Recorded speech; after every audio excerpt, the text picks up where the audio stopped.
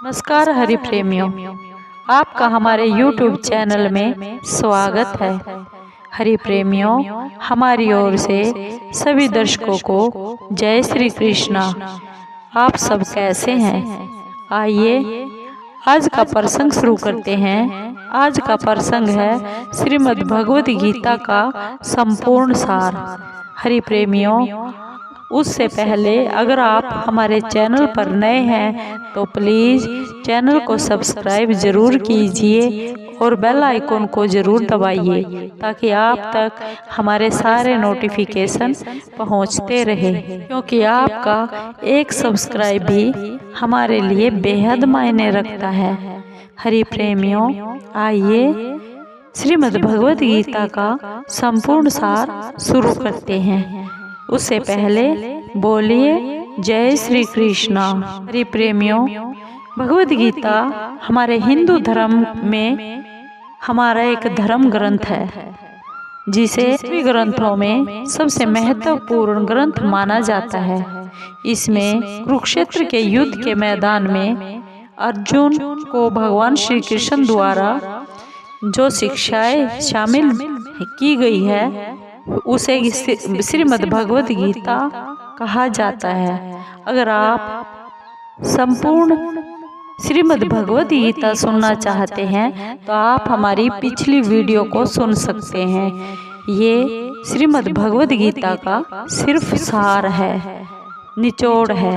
इसमें भगवान श्री कृष्ण जी का हमें जो शिक्षा देने का आशय है, सिर्फ वो आशय है, सार है। आइए शुरू करते हैं। भगवान श्री कृष्ण हमें क्या उपदेश देते हैं। भगवान श्री कृष्ण कहते हैं, हे अर्जुन, मैं ही गर्मी प्रदान करता हूँ और बारिश को लाता हूँ और मैं ही बारिश को रोकता हूँ। मैं अमर हूँ और साक्षात मृत्यु भी जीव की मैं ही हूँ।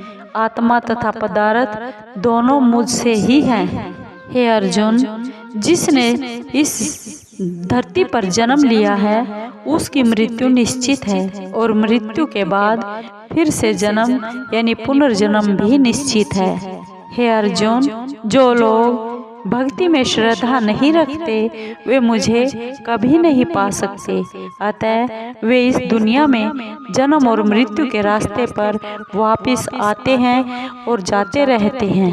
हे अर्जुन, प्रत्येक बुद्धिमान आदमी को क्रोध और लोभ को त्याग देना चाहिए, क्योंकि इससे आत्मा का पतन होता है। क्रोध में भ्रम पैदा होता है, भ्रम से बुद्धि व्याग्र होती है और जब बुद्धि व्याग्र होती है तब तर्क नष्ट हो जाता है और जब तर्क नष्ट हो जाता है तब व्यक्ति का पतन हो जाता है। हे अर्जुन, जो सब प्राणियों के दुख सुख को अपने दुख सुख के समान समझता है और सबको समभाव से यानी एक ही नज़र से देखता है, बराबर समझता है, वही श्रेष्ठ योगी है। जो व्यक्ति निरंतर हो रहा है विचलित भाव से भगवान के मेरे रूप में मेरा स्मरण करता है, वह मुझको अवश्य ही पा लेता है। हे अर्जुन, जो लोग हृदय को नियंत्रित नहीं करते हैं उनके लिए वह शत्रु के समान काम करता है। भगवान श्री कृष्ण फिर अर्जुन से कहते हैं, अनेक जन्म के बाद जिसे सचमुच ज्ञान होता है वह मुझको समस्त कारणों का कारण जानकर मेरी ही शरण में आता है। ऐसा महात्मा अत्यंत दुर्लभ होता है। हे अर्जुन, श्री भगवान होने के नाते मैं जो कुछ भूतकाल में घटित हो चुका है, जो वर्तमान में घटित हो रहा है और जो आगे होने वाला है, वह सब कुछ जानता हूँ। मैं सब जीवों को भी जानता हूँ, किंतु मुझे कोई भी नहीं जानता। हे अर्जुन, मैं जल का स्वाद हूँ, सूर्य तथा चंद्रमा का प्रकाश मैं ही हूँ, वैदिक मंत्रों में ओंकार मैं ही हूँ, आकाश में ध्वनि मैं ही हूँ तथा मनुष्य में सामर्थ्य मैं ही हूँ। हे अर्जुन, डर धारण करने से भविष्य के दुख का निवारण कभी नहीं होता।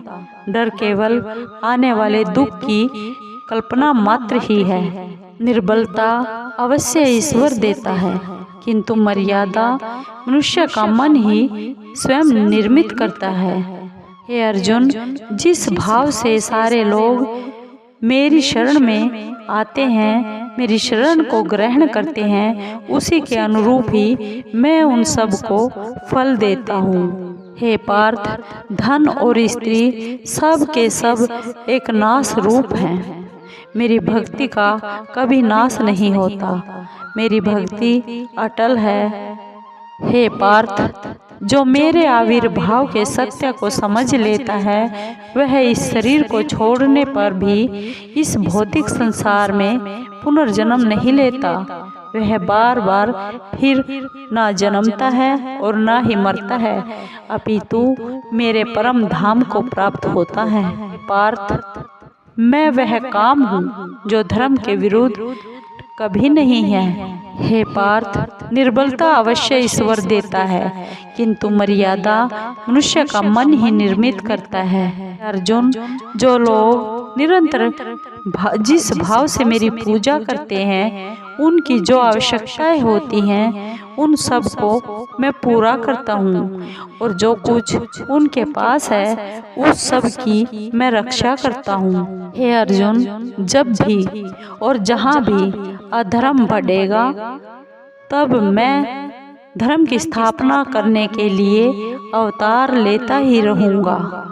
हे अर्जुन, भक्तों का उद्धार करने के लिए और दुष्टों का विनाश करने के लिए तथा धर्म की फिर से स्थापना करने के लिए मैं हर युग में प्रकट होता हूँ। हे अर्जुन, मैं ही लक्ष्य, पालनकर्ता, स्वामी, साक्षी, धाम, शरणस्थली तथा अत्यंत प्रिय सखा हूँ।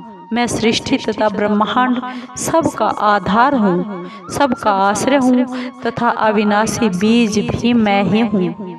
हे अर्जुन, जिसने मन को जीत लिया है, उसके लिए मन सबसे अच्छा सखा है, सबसे अच्छा मित्र है। लेकिन जो ऐसा नहीं कर पाया, उसके लिए यह मन ही सबसे बड़ा दुश्मन बना रहेगा। अगर कोई प्रेम और भक्ति के साथ मुझे फूल, फल, पत्र और जल प्रदान करता है, तो मैं उसे भी प्रेम पूर्वक स्वीकार करता हूँ। पार्थ, जो हुआ वह अच्छा हुआ, जो हो रहा है वह भी अच्छा हो रहा है, और जो होगा आगे वो भी अच्छा ही होगा। हे पार्थ, मेरा तेरा, बड़ा छोटा, पराया अपना मन से मिटा दो, और फिर सब तुम्हारा है और तुम ही सबके हो। मनुष्य जो भी चाहे वही बन सकता है, अगर वह विश्वास के साथ, यानी अपने मन में विश्वास हो और इच्छित वस्तु पर लगातार चिंतन करे तो। हे अर्जुन, जो मनुष्य अपने कर्म फल के प्रति निश्चिंत है और जो अपने कर्तव्य का पालन भी करता है, वही असली योगी है। हे पार्थ, जो बुद्धि, धर्म तथा अधर्म, करणीय तथा अकरणीय कर्म में भेद नहीं कर पाता, वह राजा के योग्य है। जो पुरुष न तो कर्मफल की इच्छा ही करता है और न कर्मफलों से नफरत ही करता है, यानी कर्मफलों से जो घृणा भी नहीं करता, वह सन्यासी माना जाता है, जाना जाता है। हे अर्जुन, अपने अपने कर्म के गुणों का पालन करते हुए हर एक व्यक्ति सिद्ध हो सकता है, यानी हमें अपने कर्मों के गुणों का पालन करना चाहिए। गुरु दीक्षा बिना कोई भी प्राणी कितना भी कुछ करे, सब कर्म निष्फल होते हैं।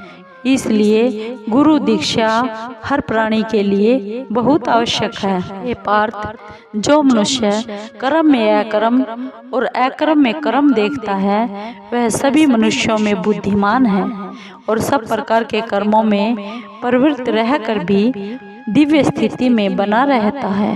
हे अर्जुन, फल की इच्छा छोड़कर कर्म करने वाला पुरुष ही अपने जीवन को सफल बना पाता है।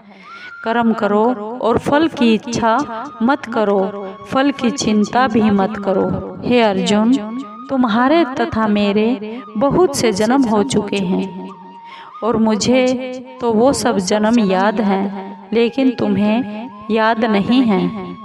जो कर्म को फल के लिए करता है वास्तव में ना तो उसे फल ही मिलता है और ना ही वो कर्म ही है।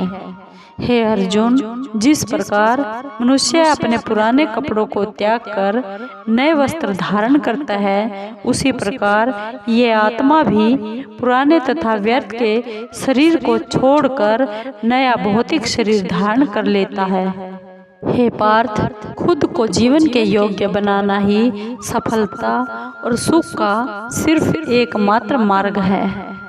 हे अर्जुन, जो पुरुष सुख तथा दुख में कभी भी विचलित नहीं होता और न ही इन दोनों में चिंता करता है और इन दोनों में संभाव रखता है, वह निश्चित रूप से मुक्ति के योग्य है। जीवन ना तो भविष्य में है ना ही अतीत में है। हे अर्जुन, जीवन तो इस क्षण में है जो चल रहा है। हे पार्थ, जो जीवन के मूल्य को जानता है, इससे उच्च लोक की नहीं अपितु अपयश की ही प्राप्ति होती है। हे अर्जुन, जो विद्वान होते हैं वो न तो जीवन के लिए और न ही मौत के लिए शोक करते हैं, यानी उनके लिए जीवन और मौत बराबर होती है।